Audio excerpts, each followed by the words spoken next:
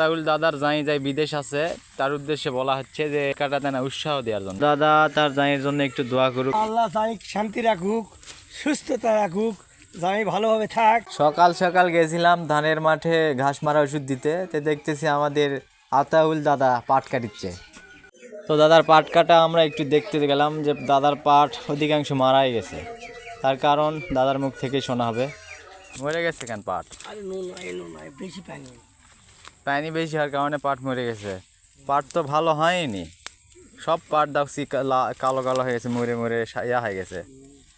পাট হলো নি রে, পাট হয়েছে মানে যে কটা জাতা আছে সেগুলো এই যে পাতা মরা শুরু হয়ে গেছে। এবছর অধিক বৃষ্টিপাত হওয়ার কারণে কৃষকদের হতাশার বছর। পাট চাষে কৃষকেরা হতাশ।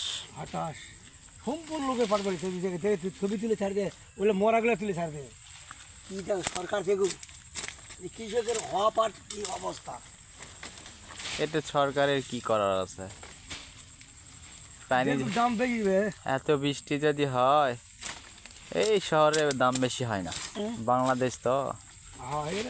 সকল পাট চাষি ভাইয়েরদের জন্য, কৃষকদের জন্য খুবই হতাশ, খুবই দুঃখের বিষয় যে অতিরিক্ত বৃষ্টির কারণে তাদের জমির পাটগুলা মারা গেছে। এখনও প্রায় 1 মাস থাকবে, 1 মাস না থাকলেও 15-20 দিন থাকবে। এখনই তো পাট মোটা হওয়ার সময়, সেই সময় পাটগুলো মাথা মারা যাচ্ছে, গোড়া পচে গেছে সবগুলা। পাট বেশি মোটাই হয়নি, সব চিকন চিকন।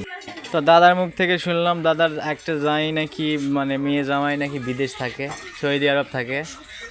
তো মেয়ে জামাই নাকি ভিডিও দেখে, যদি মেয়ে জামাই ভিডিও দেখে তাহলে দাদার জন্য একটু দোয়া করে দিন। পাট চাষে খুবই হতাশ, তো দাদার জন্য একটু অনুশোচনা করে দিন, যাতে করে দাদা কিছুটা হলে একটু শান্ত পায়। যে আতাউল দাদার জামাই যাই বিদেশ আছে, তার উদ্দেশ্যে বলা হচ্ছে যে সে যদি দেখে থাকে তাহলে অবশ্যই দাদার জন্য পাট কাটার না, পাট তো কাটাই পারবে না, পাট কাটাতে না উৎসাহ দেওয়ার জন্য জানানো হলো।